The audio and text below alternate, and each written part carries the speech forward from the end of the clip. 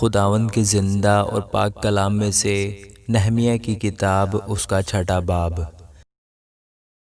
جب سنبلت اور طوبیہ اور جشم عربی اور ہمارے باقی دشمنوں نے سنا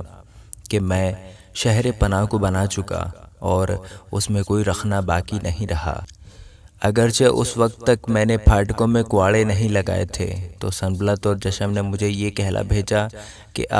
ہم اونوں کے میدان کے کسی گاؤں میں باہم ملاقات کریں، پر وہ مجھ سے بدی کرنے کی فکر میں تھے۔ سو میں نے ان کے پاس قاصدوں سے کہلا بھیجا کہ میں بڑے کام میں لگا ہوں، آ نہیں سکتا،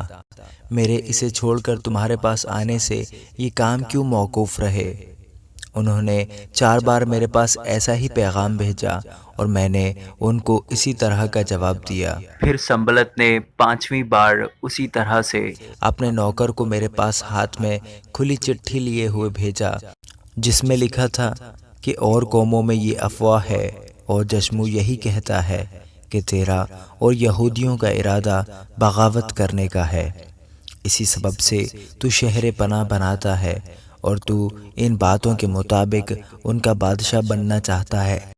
اور تو نے نبیوں کو بھی مقرر کیا کہ یروشلم میں تیرے حق میں منادی کریں اور کہیں کہ یہودا میں ایک بادشاہ ہے، پس ان باتوں کے مطابق بادشاہ کو اطلاع کی جائے گی۔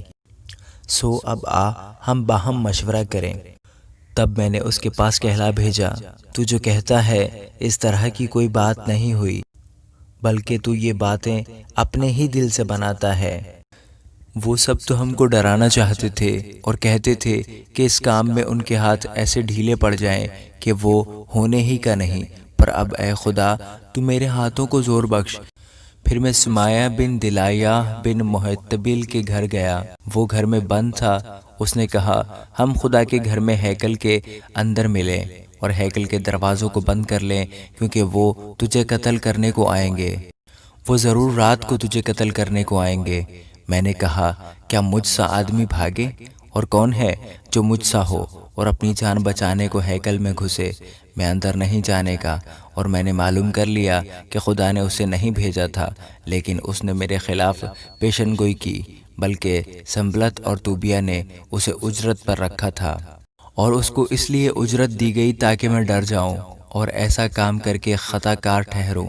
اور ان کو بری خبر پھیلانے کا مضمون مل جائے تاکہ مجھے ملامت کریں۔ اے میرے خدا، طوبیہ اور سنبلت کو ان کے ان کاموں کے لحاظ سے، اور نویدیہ نبیہ کو بھی اور باقی نبیوں کو جو مجھے ڈرانا چاہتے تھے، یاد رکھ۔ غرض 52 دن میں الول مہینے کی 25ویں تاریخ کو شہر پناہ بن چکی۔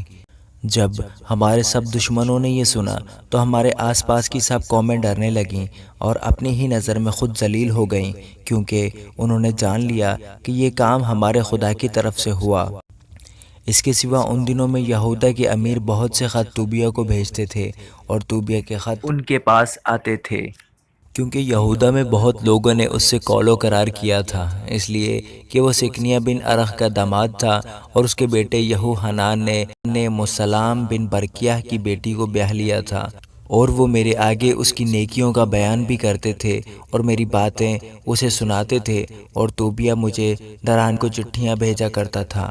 آمین۔